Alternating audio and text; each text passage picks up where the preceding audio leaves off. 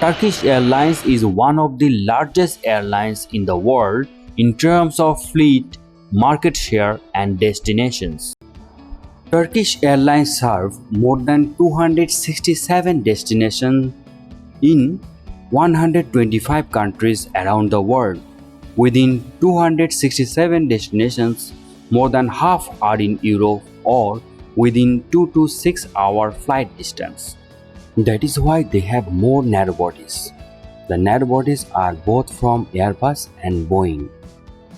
Currently, they own 83 Airbus A320 CEO family aircraft, which includes A319, 320 and 321, all of which will be replaced by bigger A321neos.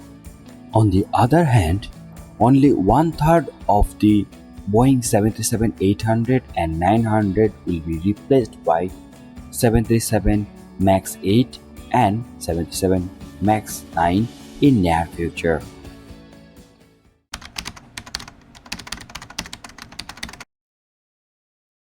Once, Turkish Airlines used Airbus A330 family aircraft as a mid-range aircraft with about 300 seating capacity, all of which will be replaced by modern Airbus A350 extra wide-body and Boeing 787-9 Dreamliners, but they have fewer order than present number of A330s.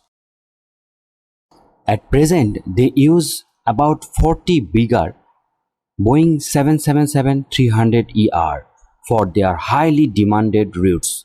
Which aircraft is going to replace them? What do you think? Let me know. Is it Boeing 777-9 or Airbus A350-1000?